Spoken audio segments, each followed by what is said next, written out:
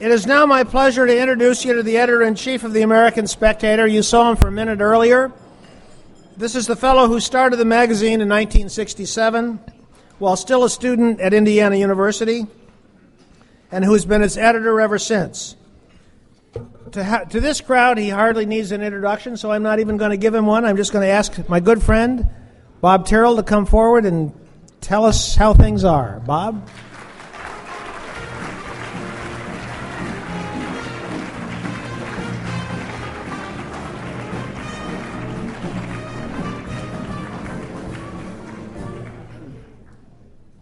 Well, I'm delighted to be here, and I would like to add one other person here. I'd like to mention George Gilder. When the Clinton administration, in its usual incompetence, thought they were going to bring a little magazine down, and through the full force of the Justice Department and the FBI and special forces, such as they were in those days, against me, George Gilder came in and provided a bulwark that allowed us our freedom. So, George, I want to thank you on behalf of all the writers and the readers of the American Spectator.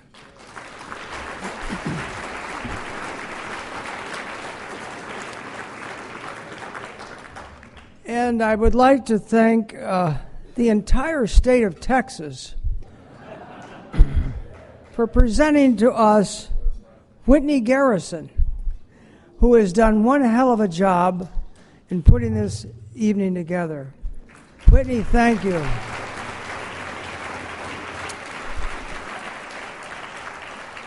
And thanks to the rest of the American Spectator staff who were so loyal and worked so well for Whitney. So thank you all. I know that many of you are wondering how many variations on a theme, conservatives' wilderness years, I can compose. Every year since the election of 2006, conservatism's chill wilderness years have been a theme of mainstream media and a subject at this dinner of derision. The exception was last year, 2010. Something astonishing happened in 2010, and the mainstream is still mulling it over. From the Spectator's perspective, it looked very much like the beginning of liberalism's wilderness years, which might last for a very long time. But after considerable study, I have concluded that for liberals, it will be even grimmer than exile in the wilderness. This spring I shall publish a book under the doleful title, The Death of Liberalism.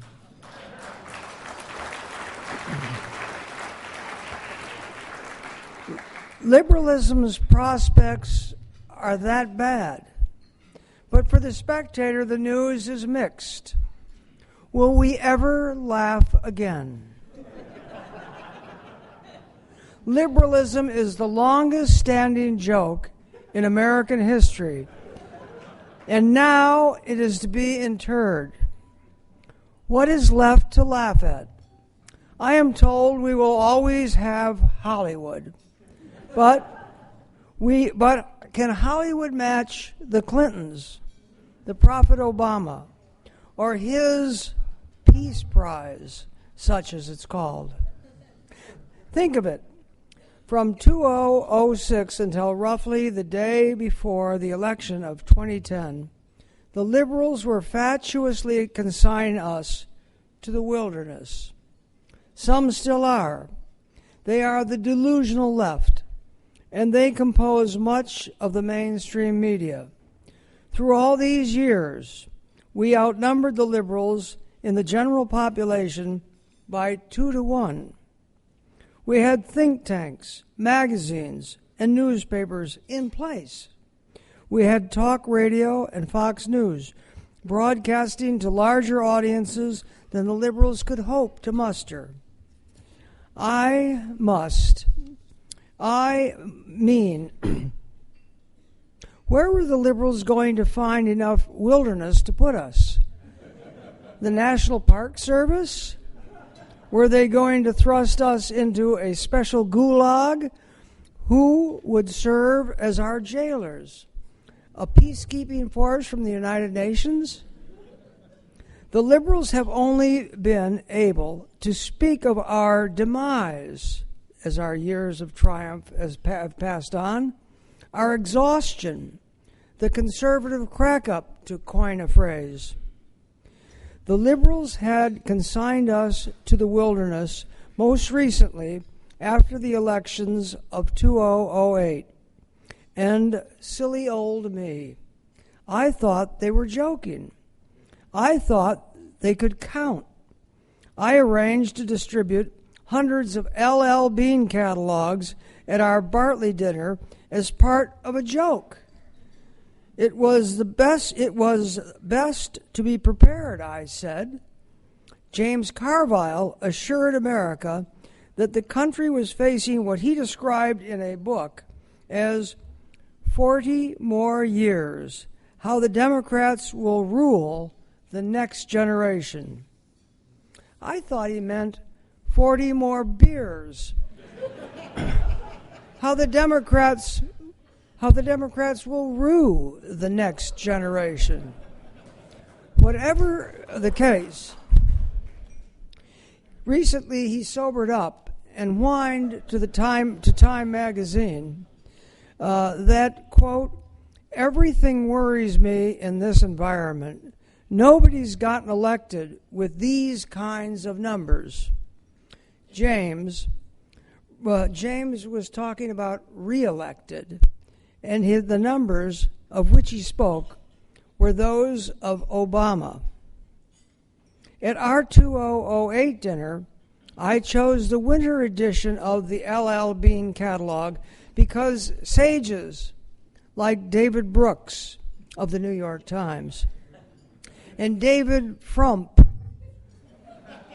of the self-effacingly named FrumpForum.com were predicting that for conservatives, the wilderness was going to be very, very cold, as opposed to the climate for the rest of the country, which was going to be very, very warm, in keeping with global warming. You remember global warming, don't you? Then came 2009, and Sam Tannenhouse of the New York Times went over the top. He penned his suicidal book, The Death of Conservatism. If he ever was taken seriously by anyone, he should never be taken seriously again.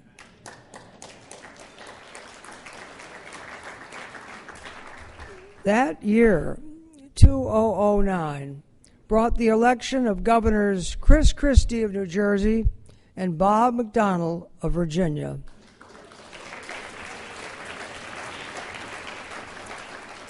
Already, things were looking up for conservatives, and sales of Tannenhouse's little book were dismal. It was in 2010 that I got the idea that rigor mortis was creeping up on liberalism, and I wrote my preliminary findings in the Wall Street Journal under the headline, Liberalism, an Autopsy. Now comes the funeral. I do not mean that there are not zombies out there. Nancy Pelosi, Harry Reid. All you have to do is mention these names and people laugh.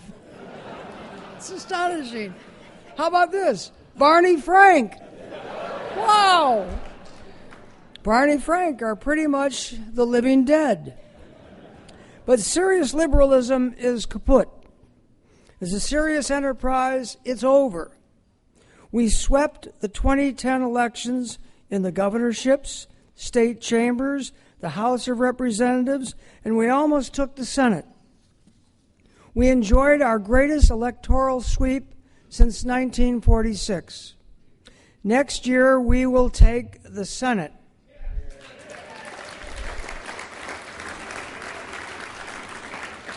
And we will take the presidency from a bewildered Barack Obama. He is the reductio ad absurdum of youthful, wonderful, telegenic, but I'm afraid no longer believed in, charisma. After all, Mussolini had charisma. Let me state the obvious that is so obvious only the mainstream media is oblivious. Obama is now dead in the water, and he has been, truth be known, from his first summer in the White House. His poll numbers are so bad that the Kenyan government issued a statement just the other day saying that Obama was, in fact, born in America. There are black people in this country who insist that Obama is white. Frankly, I'm told by my sources in Chicago that David Axelrod has already sent out a team to survey the land for the Barack Obama Presidential Library and fast food joint. That team has not come back to the White House. They are staying in Blue Island, in some condemned housing owned by Valerie Jarrett. It is safer in Blue Island than in Washington for the Obama team. Barack Obama is the worst president in American history.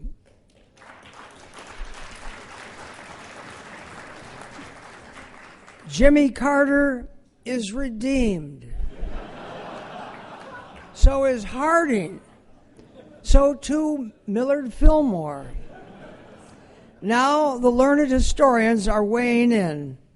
In the current issue of Forbes magazine, one of our favorite at the American Spectator historians, Paul Johnson, has given Obama the King George III Award as the worst president in American history. And Obama's 32 czars are not that interesting either. They're pretty bad. I am told that the Nobel Prize Committee wants its award back, but the White House won't give it. The White House has to have something to take back to Blue Island. And I guess they'll take back the Peace Prize. Or was it for literature? I don't know. But at any rate, he's got his prize, and off it'll go to Blue Island. How did it all come to this? The American Spectator was founded in the last days of the Johnson administration, a high water mark for liberalism when all big city mayors had to do was wave a magic wand and only half his city would be burned to the ground. That sounds bad to you, but they called it urban renewal. What brought us Barack Obama? A president with no executive record, no senatorial record, apparently no college record, and no birth certificate. That's a joke. No. Phil Klein did the research on it, and Phil, he has a birth certificate, but we don't know where it came from. Is that right? All right, no, it's a joke. He's 100% an American.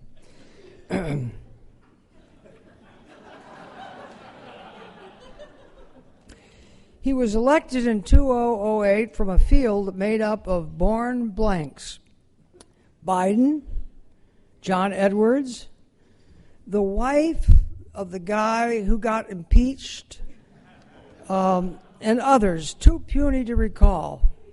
What brought the Democrats to this insufferable field of has-beens and never-wases? Well, I think a milestone in liberalism's decline, and this is a historical issue for the scholarly interest, the scholarly historians in the room, it occurred on July 18th, 1968, at Chappaquiddick Island. Teddy Kennedy's midnight ride and subsequent brazening out of a scandal that would have ended any prior politician's career was as significant as the Great Society. He went on to be known as the Lion of the Senate, for it led to the cheapening of the liberal politician in public life. I have referred to it in my forthcoming book as the Chappaquiddick Dispensation. The Chappaquiddick Dispensation has been extended to a whole generation of airheads and roués who have followed American politics and given us a real leadership crisis in the Democratic Party. They have often been rogues who learned from Chappaquiddick that if one claimed to be a liberal and could lie shamelessly and repeatedly about a scandal, no matter how serious that scandal might be, you could survive it and possibly proceed to the presidency. Earlier pals would take their medicine and shuffle off stage, wretched and unloved.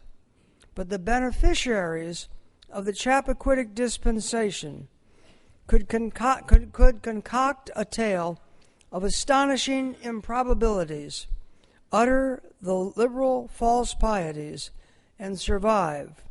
Joe Biden did it on numerous occasions.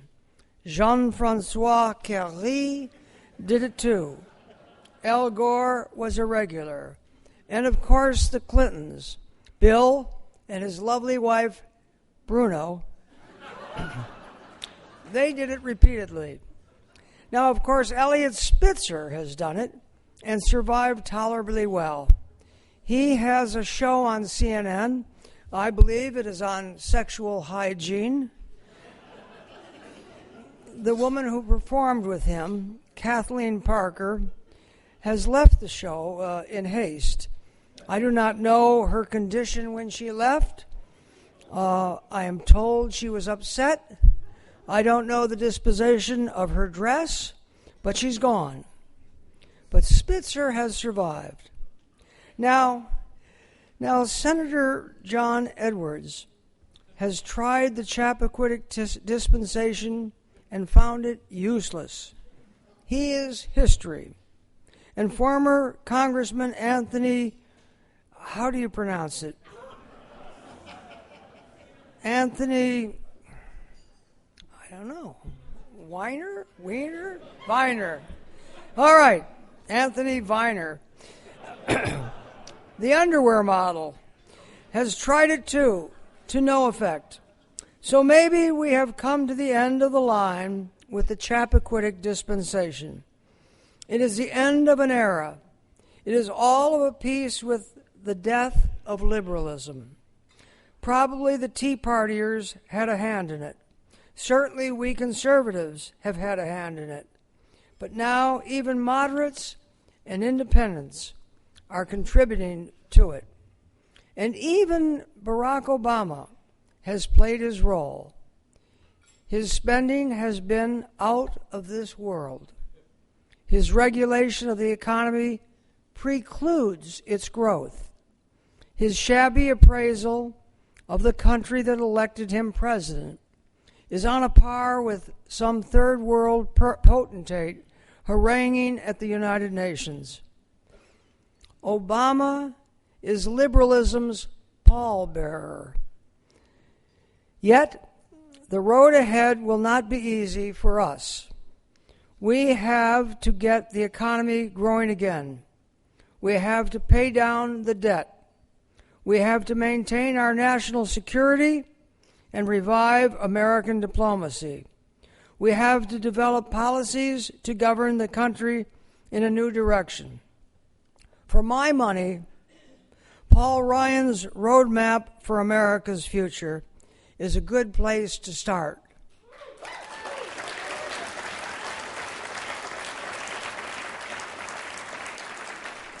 It recognizes that the free society can accomplish more in many different ways than Obama's nanny state.